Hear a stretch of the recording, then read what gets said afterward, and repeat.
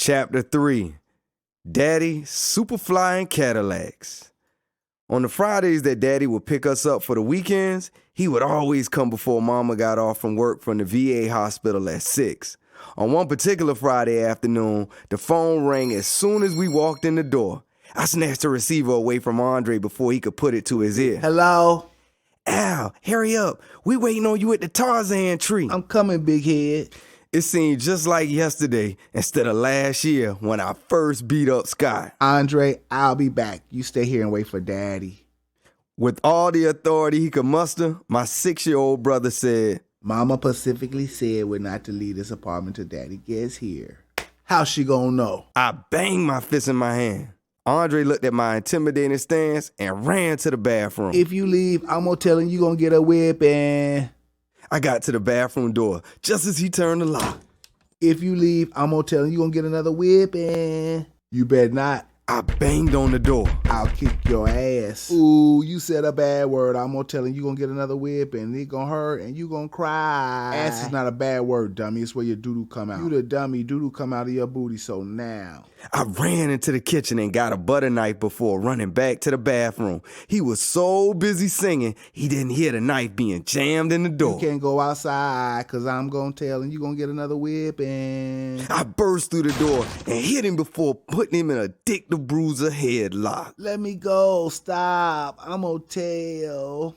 I let him go when I saw blood. Mama was going to kill me, and if she didn't, Daddy would. I put some tissue to his nose and my hand over his mouth.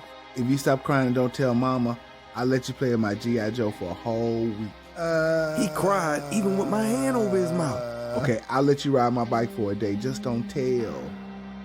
He pointed, I turned. His finger was aimed for the bathroom to our bedroom and at the honey bun I thought I had hidden under my pillow. Okay, I'll give you 3 bites. Yeah, you broke in my nose. He held the tissue to his nose. Okay, I'll give you the whole thing, but you have to stop crying right now, and you can't tell on me. He held out his hand. I left out the bathroom and returned a second later, putting the soft, white ice honey bun in his hand.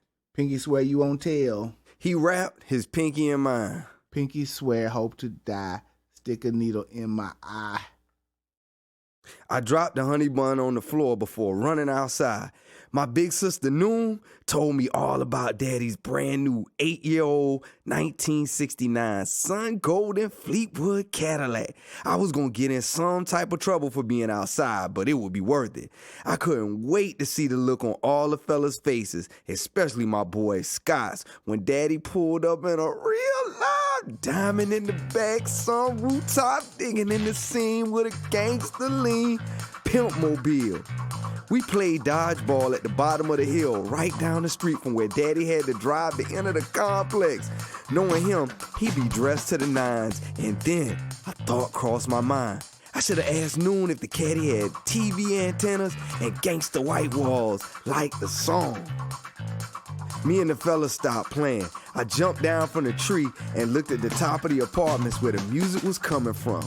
I pointed to the long, golden car slow rolling down the hill. It stopped in the middle of the street and the passenger's window came down. Daddy was leaned back in the driver's seat. LA.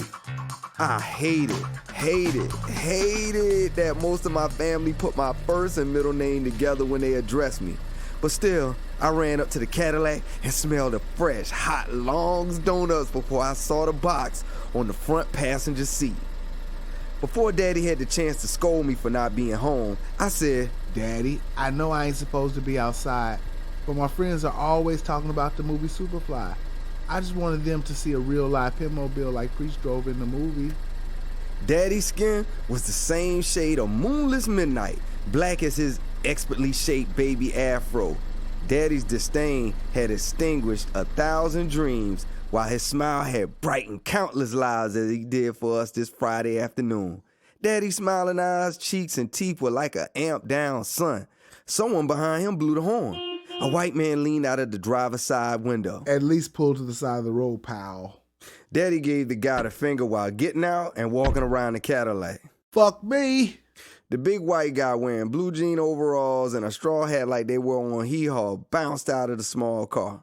He pointed. No asshole, fuck The words froze in the man's mouth as Daddy faced him. I couldn't see the look that Daddy gave him, but it must have been exorcist evil. That man jumped back in the blue Pinto and burned rubber around the caddy like he was possessed, nearly tearing his car up as it went airborne over the speed bump.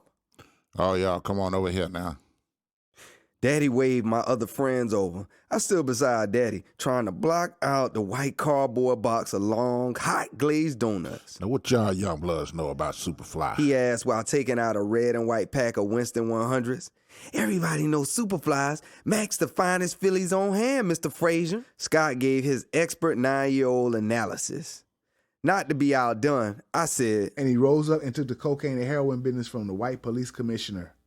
Daddy shook his head before looking up at the blue summer sky. Ooh, Lord. His gaze lowered and landed on Scott. Now, my daddy was Mr. Frazier, and he dead. You can call me Don or Uncle Don. Scott grinned before my dad continued. Now, that trash that came out your mouth was just about the dumbest mess I ever heard, son. I bit my tongue, trying not to laugh. But I'm going to give you a pass this time. He pointed at him. 'Cause you a kid. I wasn't so forgiving. Who the big dummy now, fool? I said a little too loud before laughing with the others. You the big dummy, boy. Daddy said before playfully slapping me upside my head. I kept laughing until I realized I was the only one laughing. I looked up. Daddy was mean mugging and pointing. How you gonna rise up selling heroin and cocaine in your community? Daddy shook his head. Now that, Everly, was even more ignorant than what came out your buddy's mouth. What I meant was... Son, there are times when it's better to be seen than heard. This is one of those times. Daddy looked at all of us. Ain't nothing cool about selling no hard drugs. You're killing your community, your people with that poison. And pimping? He waved off. That's a dead man's trade. You ain't never seen no old pimp and you never will. 'Cause they die young from one of the 3 Ds. Drugs, drama, or deception. Daddy shook his head. Too many ways to die, and it ain't no integrity in running women. He hit his chest with the palm of his hand. Now, old heads like me and some of your folks do ignorant shit so y'all don't have to. Look at you peckerwoods, niggas and half-breeds playing together, building together.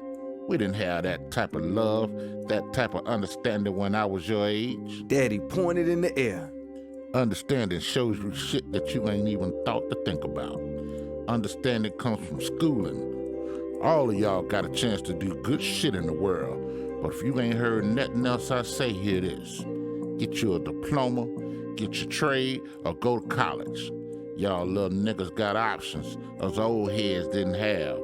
Hell, all some of us know is hustling, pimping, and selling dope. That's not right. To some folks it is, young blood. But that don't matter. What matters is a right gonna be what it is until it ain't. If any of you got a problem with what is, then change it.